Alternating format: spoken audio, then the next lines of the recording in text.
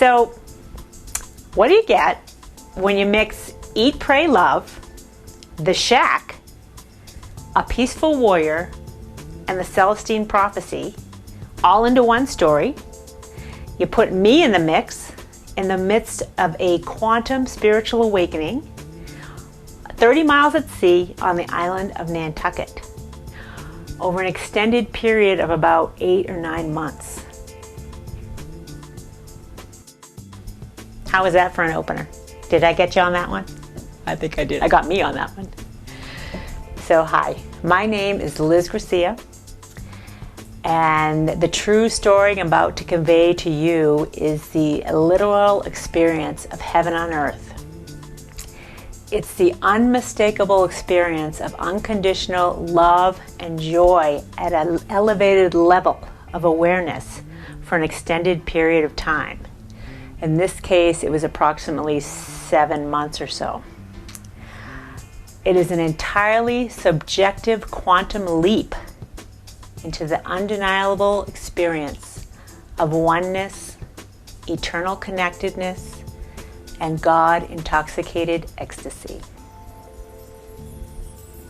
So, for whatever reason, this prolonged period of elevated awareness and unconditional love and joy came to a terrifying dark night of the soul end. And this is not to frighten anyone, but it is not of this world what I experienced. It was extremely terrifying and difficult to imagine, but it's what led me to where I am today.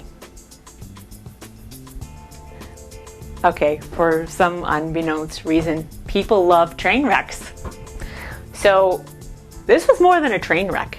This was a spiritual stick Liz in a Cuisinart, send her through the engine of a jet plane and let's see how she ends up. And I'm not kidding. But really, the point of this is the story is truly an all-encompassing, engaging, hard-to-imagine story of who we really are. I'm not really just me in a body. I am this incredible spirit that's helping me wake up. A spirit who really wants to know who it really is in physicality. And Lord knows I am well aware of who we all truly are. And the point of my writing this story is because it leads me to tremendous amounts of inner reflection, tremendous amounts of observation and realization that we are ascending into a new way of being. And in order to ascend into a literal experience of heaven on earth, there's a process of breaking down all these limitations you've imposed on yourself. And we all impose them on ourselves. So the part of this book that is self-help is to, first of all, make you realize you are far more than you ever imagined yourself to be. When you start to tune into this, the truth of this and the knowing, many things start to unfold and come to be in your life. But what I'm hoping to do is, first of all, do you want to know how to experience heaven on earth? And I mean literally. This is not just some pie in the sky, oh, let's live heaven on earth. It's more than that. It's absolute connectedness to divinity and who you are and everybody else. Do you want to realize that you need to trust your own inner knowing and your own intuition? When this awakening occurred to me, I opened up to every form of communication that I just denied always. I mean, psychics and, angel talkers and whatever. I thought it was all goofy and I dismissed it.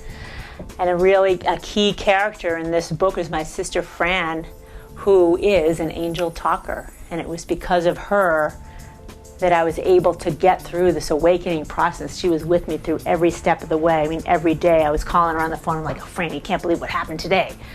So it's the unfolding of this incredible process of awakening and what is transpiring in life, and the synchronicitous events were just uncanny.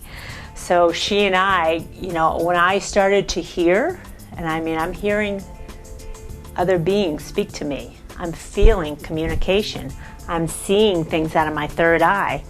I'm channeling stuff that I didn't even know I had. And it's, it's not wacky channeling. You just feel other consciousness coming through you. So it's another aspect I want to share with you. We're all capable of communication. Some of it you can dismiss. The inner knowing and the truth of who you are is what you want to learn to hone and fine-tune. And finally, I want to help you break free of all limitations and recreate the life you're meant to lead. And this is how I can help. And this is how I know I'm intended to help, because believe you me, this experience I went through is not of this world. The fact that I even survived it is amazing, and it's proof that I'm way more, and as you are way more than you ever imagined yourself to be. Okay, if that didn't get your guns going, or your engine started or whatever, then what can I tell you? Got my engines going. So how can you help me? You can help me get this book written. Well, it's going to get written regardless. And I want you to vote for me, of course, because this is part of the contest. Please vote for me. Get me on to the next round. I'm going to write the book regardless, but it'll be fun to win this because, I like doing video. Secondly, I really need help with the title of the book. And I have 4 I've already come to. And you can do that by voting for the title on my website, which is auniquevoice.com. And you're going to see it here on the bottom of the screen.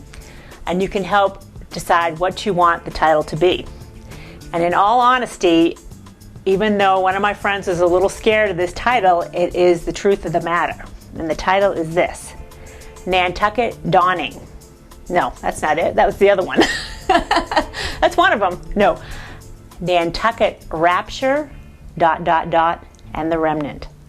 Because what began as rapture did end up in complete devastation and remnant. But I've rebuilt from that. So go help me vote for the book. Sign up for my email list, because I'm going to send out free chapters as they come along, and you can be the first to read it. And I also have a teaser on the website you're going to read as well. It's a true story about a letter I wrote to an author. And it's just proof of the synchronicitous events that lead me through life. And this is just one of them. I got tons of stories on synchronicities. I mean, they're just uncanny. So thank you so much for visiting today, and thank you for helping me with my book.